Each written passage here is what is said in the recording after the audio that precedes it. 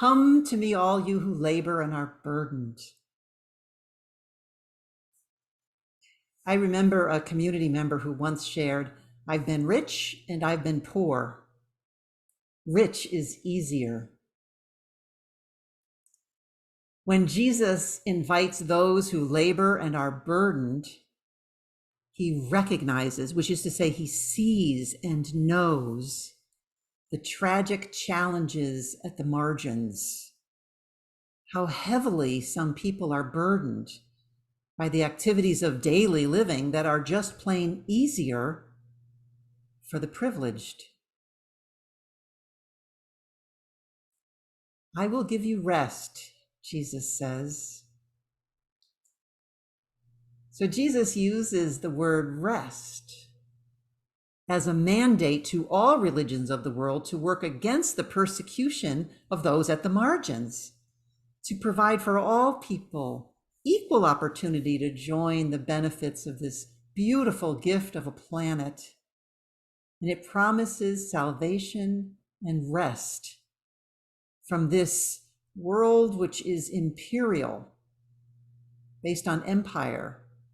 It promises rest for all who work for justice and all who suffer because of injustice.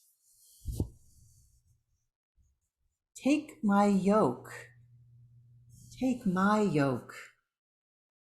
Well, the word yoke, which Jesus uses, refers to the burden placed on those who are denied justice. And he promises that the world Jesus preaches about is a different yoke, one that is inclusive and kind. In that world, there is no burden of prejudice on top of all the burdens of daily living.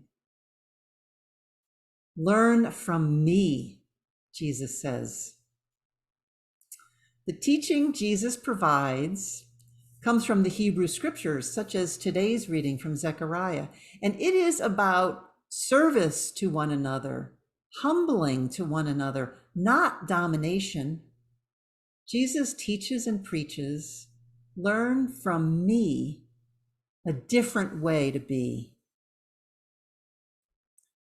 For my yoke is easy and my burden light.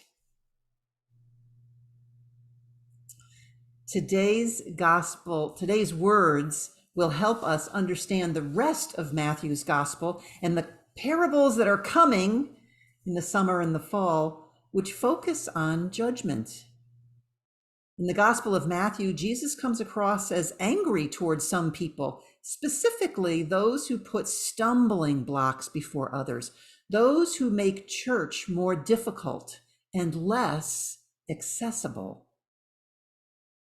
Certain people in Jesus's time made access to God more difficult for the people who needed that comfort the most. Last week's readings talked about giving a cup of water to those little ones.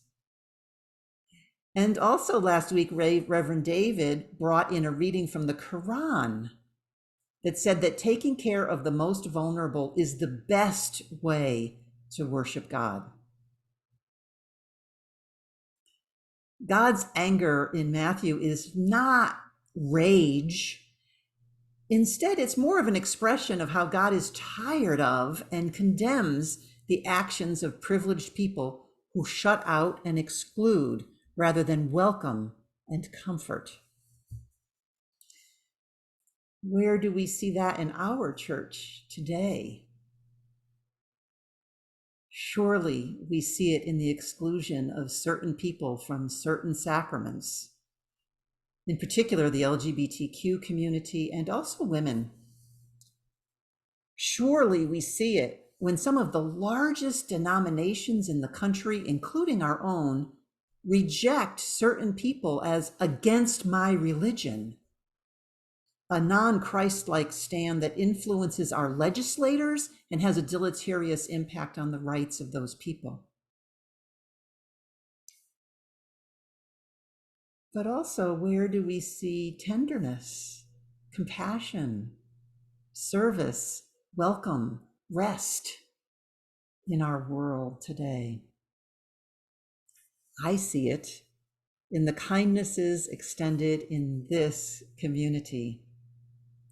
The phone call from one friend to another to check in. How are you doing? The greeting card of bereavement sent with a sweet note. And also the birthday blessing card. The meal cooked with love and brought to one taking care of a declining spouse. The words of appreciation and reflection during our shared sermons, and the words of caring expressed during our intercessory prayer. The generous financial support of only a child.